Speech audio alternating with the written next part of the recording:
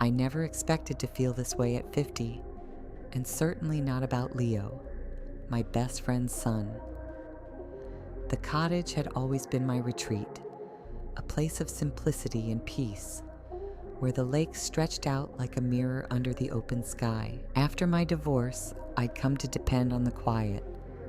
It felt like a safe place to rediscover myself, a cocoon of sorts, nestled among the trees, where I could heal at my own pace. But when Rose asked if Leo could stay with me for the summer, I'd said yes without hesitation.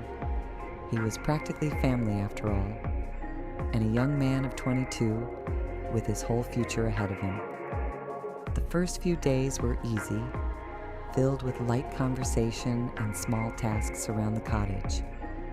But it wasn't long before I noticed a change in the air, a different energy in each shared glance, each brush of hands. Leo's presence had a way of filling the space that solitude had left hollow. With his laughter echoing through the rooms, the cottage felt warm in a way I hadn't realized I'd missed. And soon, I found myself anticipating his laughter, his voice, even the small moments when he'd catch my eye and hold my gaze just a heartbeat too long.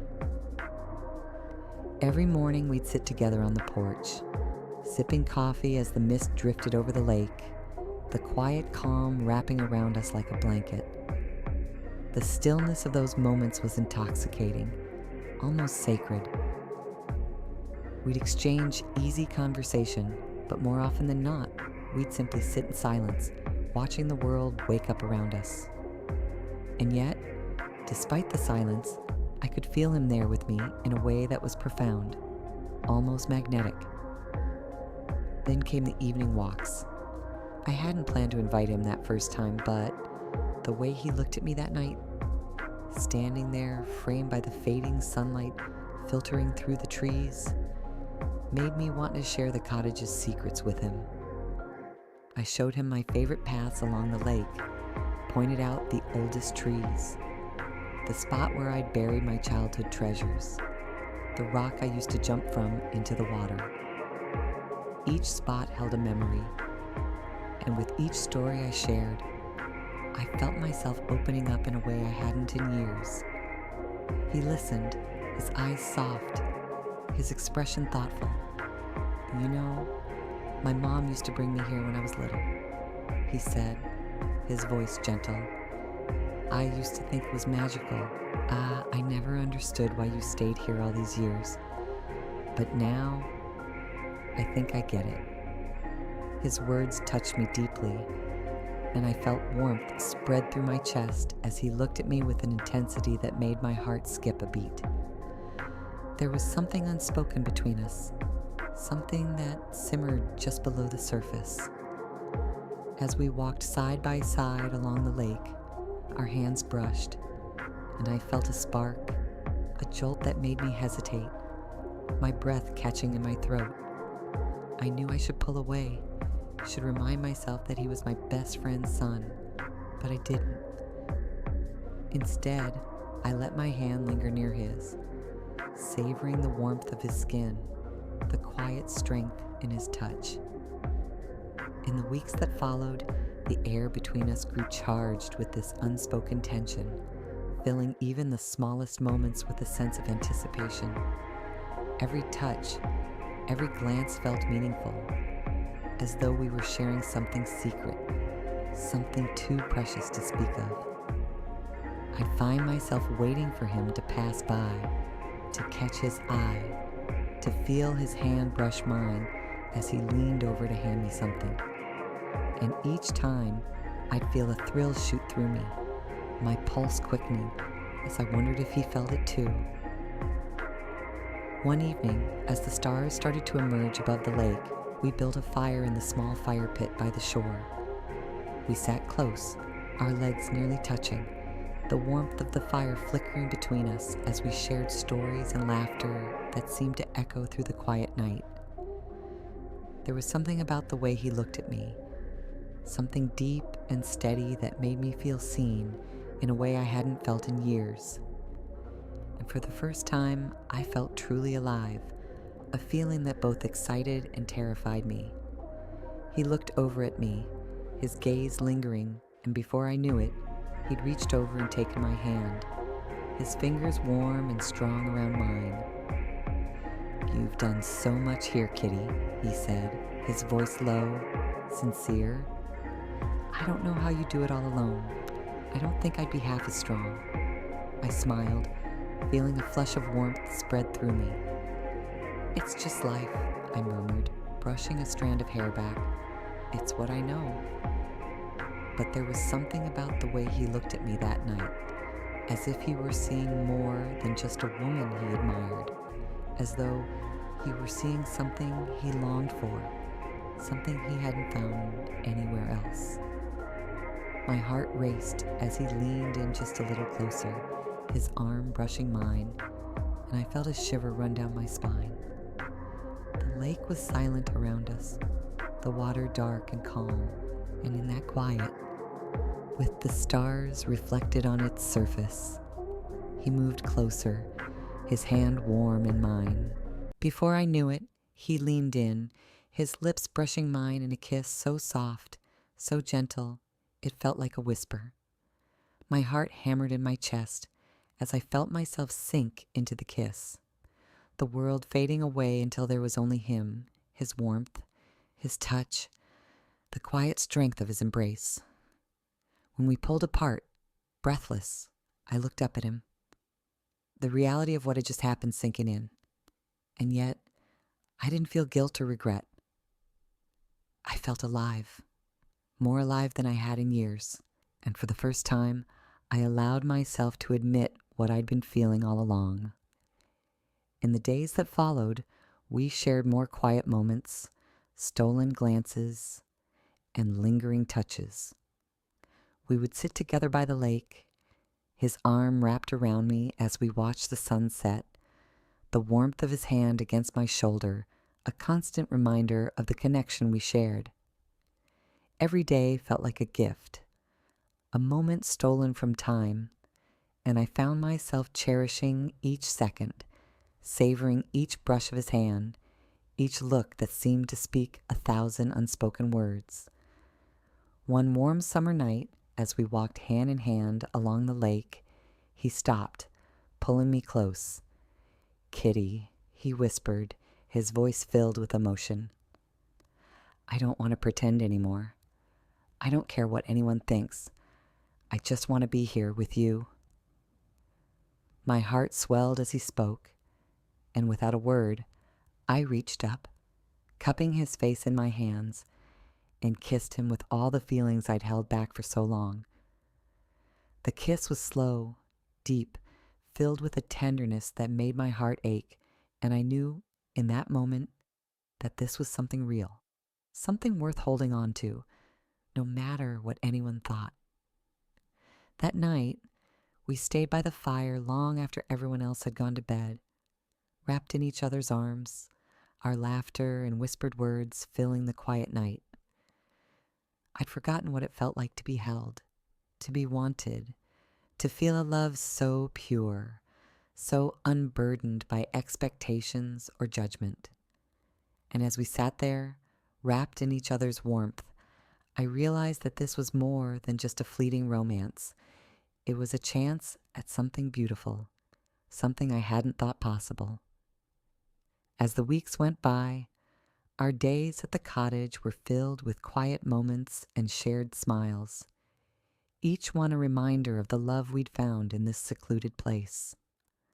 We'd steal away to the lake at dawn, our fingers entwined as we watched the sun rise over the water, or sit in comfortable silence by the fire, his arm draped over my shoulders, his fingers tracing soft patterns on my skin. Every moment felt like a gift, a chance to savor the love we'd found, and though I knew the world would never understand, none of that mattered. All that mattered was the way he looked at me, the way he held me, the way he made me feel young, alive, and truly deeply loved. Every day with Leo seemed to blend into the next, yet each one brought new moments, small surprises that kept my pulse quickened and my thoughts tangled. I could feel his presence even when he wasn't in the room. There was a warmth, a quiet sense of anticipation that hung in the air, like the stillness before a summer storm. One morning, I woke early, unable to sleep with thoughts of the night before running through my mind. Leo and I had sat by the fire, his hand on mine as we talked about everything and nothing at all. His laughter had filled the air, rich and carefree, and though he was right beside me, I felt as though we were worlds away, suspended in some timeless space that belonged to only us. The embers of the fire had glowed faintly between us, casting warm light across his face, and I had caught myself wondering what it would be like to stay in that moment forever. I pulled on my old sweater and made my way outside, hoping the cool morning air would clear my head. The lake was calm, mist hovering just above the surface, and the trees cast soft shadows over the path as I walked. But when I rounded the corner to the old dock, there he was, sitting on the edge with his legs dangling over the water, a quiet figure against the morning light. He turned when he heard my footsteps, his smile softening his face in a way that made my heart skip a beat. "Couldn't sleep either?" he asked, his voice low, as though he too didn't want to disturb the morning peace. I nodded, joining him on the dock, our shoulders almost touching. The silence between us felt different today, filled with a charge that seemed to deepen with each passing second. We sat there side by side, watching the mist drift over the lake, and I could feel his gaze on me, feel the warmth radiating from him, and I found myself leaning ever so slightly toward him, longing to close the distance between us. Just then, a ripple broke across the water, the sound pulling us from the moment. Leo laughed, a soft, breathless sound that made my heart flutter, and he looked down, his hand brushing against mine in a touch so light, so brief, that it felt like a whisper. I wanted to reach for him, to hold on to that touch, but instead I kept my hand where it was, feeling the warmth of his skin as we sat there, frozen in that single, delicate moment. The days that followed were filled with these near moments, small, stolen instances that left me breathless. Every touch, every look held a promise, a hint of something more, and yet neither of us spoke about it, as though by keeping it unspoken, we could somehow prolong the magic, keep ourselves suspended in this quiet dance. One afternoon, we were working in the small garden by the cottage, pulling weeds and clearing out dead branches that had cluttered up the space over the years. It was hot, and the sun beat down on us, casting shadows over the beds as we worked side by side. I could feel the sweat trickling down my back, feel the sunburn beginning to prickle at my skin, but I couldn't bring myself to go inside, not when he was here, so close, his shirt clinging to his shoulders, his arms flexing as he worked. At one point, he stopped, wiping the sweat from his forehead and looking over at me, his gaze lingering. "You're going to get burned," he said, his voice a gentle tease. I laughed, feeling the flush rise to my cheeks. "I've been out here longer than you, Leo. I think I can handle a little sun." He grinned, stepping closer until he was only a breath away, his hand reaching out to brush a strand of hair from my face. "Still, maybe it's time for a break," he said softly, his fingers lingering at my temple, sending a shiver down my spine. For a moment we stood there, his hand hovering near my face, our breaths mingling in the warm afternoon air. My heart pounded, and I could feel the heat radiating from his skin, the faint scent of pine and earth clinging to him, grounding me in the moment. I wanted to close the distance, to feel his arms around me, but just as I was about to move, a bird flew by, its wings fluttering loudly, breaking the spell.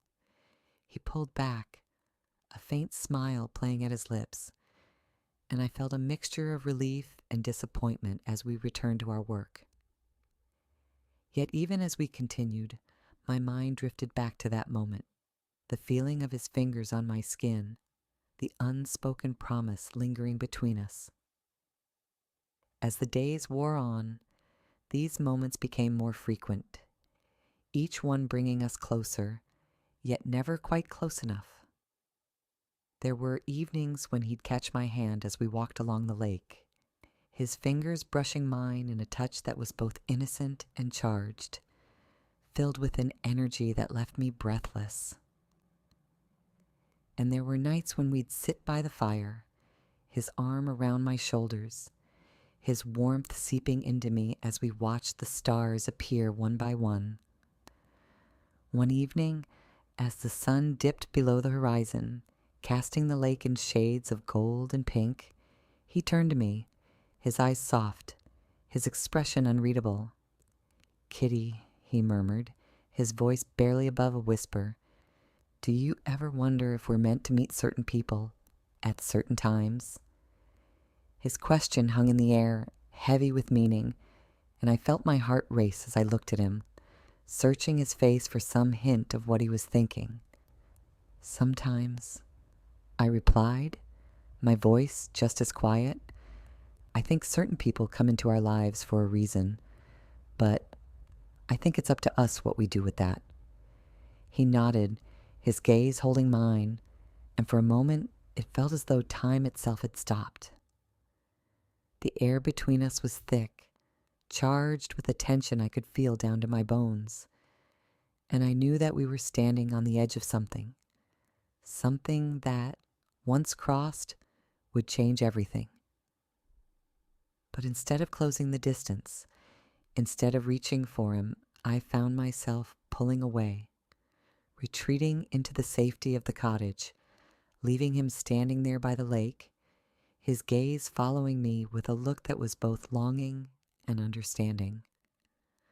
I wanted to run back to him, to let myself fall into whatever was waiting between us, but something held me back. A small, quiet voice reminding me of the world outside, of the life I'd left behind. In the days that followed, I couldn't shake the feeling that we were both holding back, each of us waiting for the other to make the first move. There were moments when he'd look at me, his gaze lingering, his hand hovering near mine, and I'd feel a thrill, a surge of hope that maybe this was it, that maybe he would finally take that step. But each time he'd pull back, a quiet smile on his lips, as though he too was afraid of what would happen if we crossed that line. One evening, as we were sitting on the porch, watching the fireflies dance over the lake, he leaned over, his shoulder brushing mine in a touch so light, so brief, that it felt like a secret. "Kitty," he murmured, his voice soft, I want you to know that I'm here for whatever you need." I felt a warmth spread through me at his words, a quiet thrill that made my heart ache. I wanted to reach for him, to hold on to him and let myself fall, but instead I simply smiled, resting my hand on his for a brief, fleeting moment. "Thank you, Leo," I whispered, my voice barely audible. "That means more than you know." The summer wore on, each day bringing new moments, new near misses that left me breathless, aching, yet strangely content. I didn't know where this path would lead us, didn't know if we'd ever cross that line, but for now, I was happy to live in these moments, to savor the quiet thrill of each shared glance, each stolen touch. And as I lay awake at night, listening to the sound of his breathing from the next room, I couldn't help but wonder what would happen if one of us finally took that step, if we finally allowed ourselves to fall into the love that had been building between us all along. But for now, I was content to wait, to hold on to the promise of tomorrow, and to savor the sweet anticipation that filled every moment we spent together. Victoria Rezek, 28th of October, 2024, 1739. The summer days stretched into golden evenings, each one blending into the next, and soon the soft whisper of autumn began to touch the air. Leo and I had settled into a rhythm, a private, quiet existence where every moment, every look, every touch felt like a carefully guarded secret. There was an intimacy between us now, one that no one else could ever understand, a bond woven together in the shared silence of the lake, in the brush of our fingers as we passed each other on the porch, in the quiet spaces between the words we didn't dare to say out loud. Every day, every stolen moment, Leo made me feel alive, and it was a thrill that terrified me. I knew I couldn't keep this from Rose forever, my best friend, the one who'd stood by me through everything. But the thought of telling her, of risking the trust she'd placed in me, filled me with a sense of dread. How could I explain that her son, the boy she'd entrusted to me for a summer of peace and rest, had somehow become my world? One evening, as the sun set over the lake, casting a warm glow over the water, Leo and I sat on the porch, our hands entwined, hidden in the shadows. We sat in comfortable silence, watching the fireflies flicker across the field, their lights dancing in the twilight, and I felt a sense of peace wash over me. But as I glanced over at him, I saw the tension in his gaze, the quiet intensity that had grown with each passing day. "Kitty," he murmured, his voice barely above a whisper. I don't want to go back. Not without you." I felt my heart clench at his words, the longing in his voice mirroring the ache that had settled deep within me. The thought of him leaving, of waking up without him beside me, filled me with a sense of loss I hadn't expected, but I knew this couldn't last. Not without consequences. And yet, even as the logical part of me argued, the thought of losing him, of ending this beautiful, fragile thing we'd built, was unbearable. "Leo," I replied, my voice soft, hesitant, I can't keep this from her forever. Your mother, Rose, she's my best friend. How could she ever understand?" He took my hand, his fingers entwining with mine, his gaze steady and filled with a quiet, desperate intensity. "Then don't tell her," he whispered, his voice trembling. Let us be our secret, for as long as we can." There was a longing in his eyes, a deep hunger that mirrored my own. He looked at me as if I were the only thing he needed, as if he couldn't imagine a life without me in it. And I knew then that I felt the same. I wanted him, craved him, and the thought of a life without him was more painful than anything I could imagine. But this, what we shared, it wasn't meant for the world to see. It was ours, a secret we held close, a quiet flame that burned in the shadows of the cottage. And so we agreed, without words, without promises, only in the way we held each other close, as if each touch could somehow etch the memory into our skin, as if each kiss could make this moment last forever. We spent those final days in quiet seclusion, sharing whispered confessions under the stars, stealing kisses in the early morning light, savoring each touch, each breath as though it would be our last. Every time he looked at me, every time he reached for me, I saw the same desire mirrored in his eyes, a longing so deep, so consuming that it left me breathless. He wanted me, and in those moments it felt as though he would do anything to keep me close, to hold on to the secret that had become the very air we breathed. One night, as we lay wrapped in each other's arms, I felt the weight of everything pressing down on me. The knowledge that this was temporary, the realization that soon he would leave, that the life we'd built in this quiet, secluded corner of the world would become nothing more than a memory. I turned to him, my heart aching, and whispered, "Promise me you'll remember this.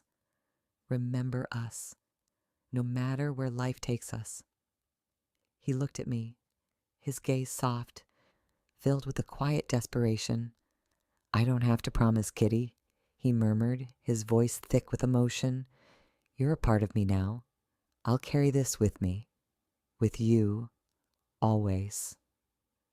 In that moment, I felt both the ache of goodbye and the comfort of his words. And I knew that no matter where life took us, no matter what happened, we would carry this love with us. A secret, a quiet truth that would live on in the depths of our hearts. When the time came for him to leave, we parted with no promises, no declarations, only a look, a silent understanding that what we'd shared would forever be a part of us, woven into the very fabric of who we were. And though I watched him go, my heart heavy with longing, I knew that this was our story, a love too beautiful, too fragile to survive in the world beyond our cottage. And so, as the seasons changed and life resumed its rhythm, I held our secret close, cherishing each memory, each moment, each quiet, stolen touch.